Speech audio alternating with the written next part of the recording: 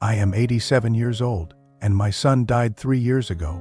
He was 58, and when I got the call, when the police officer told me he was gone, the first thing I felt was not sadness, it was relief, and then immediately after the relief came the shame, because what kind of father feels relieved when their child dies? I stood at his funeral and people hugged me and said, "I am sorry for your loss," and I nodded and said, "Thank you," but inside I was thinking, I am not devastated, I am free, and that makes me a monster, or at least that is what I have been telling myself for 3 years. But before I run out of time, I need to say this out loud, because if you are grieving someone who hurt you, if you feel relief instead of sadness, you are not alone, and you are not a monster. You are human, and grief does not look the same for everyone. This is the hardest thing I have ever said, but it is the truth. My son's name was David, and I need you to understand something. I loved him. From the moment he was born, I loved him. I held him in the hospital and I thought, this is my boy. This is everything.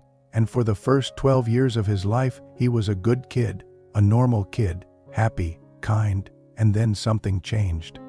I do not know what it was. Drugs, mental illness, bad friends, probably all three. But by the time he was 14, I did not recognize him anymore.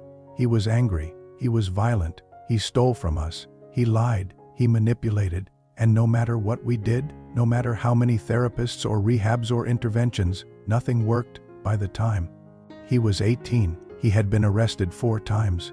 By the time he was 25, he had been to prison twice, and every time he got out, he would come back to us, and we would let him in, because he was our son, and you do not give up on your son. But he gave up on us a long time ago. We were not his parents, we were his ATM, we were his safety net, we were the people he blamed for everything wrong in his life. Let me tell you what it was like living with David, or rather, living in fear of David, because even when he was not in our house, he was in our heads. We never knew. When he would show up, when he would call needing money, when he would break in and steal from us, when he would threaten us. Yes, threaten us. My own son threatened me, threatened his mother. He told her once that if we did not give him money, he would burn our house down, and we believed him, because he was capable of it. My wife lived in constant anxiety. She could not sleep. She would wake up in the middle of the night convinced he was outside. She had a heart attack when she was 62. The doctors said it was stress. I know what the stress was. It was David. I tried to cut him off. I tried to tell him he could not come back, but my wife could not do it. She would say, "He is our son. We cannot abandon him." And I would say, "He abandoned us years ago," but she could not see it. Or maybe she did see it and she just could not accept it. So we stayed trapped. We gave him money we did not have. We bailed him out. We lied to people about where he was. We made excuses. We enabled him, because that is what you do when you love someone, right? You keep trying, you keep hoping, you keep destroying yourself trying to save them. Except he did not want to be saved. He wanted to keep using. He wanted to keep blaming us. He wanted to keep taking, and we let him. My wife died 8 years ago. She was 71, and David did not come to her funeral. He was in jail, again, for possession, for violating parole. I do not even remember which charge it was. They all blurred together after a while. I sat at her funeral alone. Well, not alone.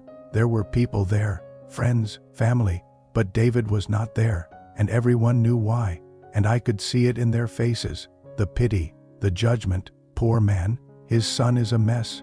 What did they do wrong? And here is the thing. I do not know what we did wrong. I have gone over it 1,000 times. Were we too strict? Too lenient? Did we miss something? Was there a moment where we could have changed the trajectory? I do not know, and I will never know. What I do know is that my wife died heartbroken. She died blaming herself. She died hoping he would get clean. She died waiting for a version of David that did not exist anymore. And I was angry. I was so angry at him, because he killed her, not with his hands, but with his choices, with his chaos, with his cruelty, after she died. I cut him off. I told him, "Do not call me. Do not come to the house. I am done." And he said, "Fine." And that was it. We did not speak for 3 years until the police called. It was a Tuesday morning, February. I remember because it was cold. I was making coffee and my phone rang, unknown number. I almost did not answer, but I did. The officer said, "Is this the father of David Thompson?" And I said yes, and he said, "I am sorry to inform you that your son passed away last night, overdose. They found him in a motel room. He had been dead for about 12 hours before anyone noticed." And I stood there holding the phone, and I waited for the grief to hit. I waited to fall apart. I waited to feel devastated, and instead I felt my shoulders relax. I felt the tension I had been carrying for 40 years just release, and I thought, it is over. He cannot hurt anyone anymore. He cannot hurt himself anymore. It is over. And then I thought, what is wrong with me? My son is dead, and I feel relieved. What kind of father am I? I buried him next to his mother. I do not know if she would have wanted that. I do not know if he deserved that, but I did it anyway, because he was still my son. Even if I felt relief that he was gone, the funeral was small. A few people from his past, a couple of his friends from rehab who were still alive, me, and I stood there. And I tried to cry. I tried to summon the grief that I thought I was supposed to feel, and I could not. All I felt was tired and relieved and guilty for feeling relieved. After the funeral, people said things like, "At least he is at peace now. At least he is not suffering." And I wanted to say, what about us? What about the people he made suffer for 40 years? Do we get to be at peace now? But I did not say that. I just nodded.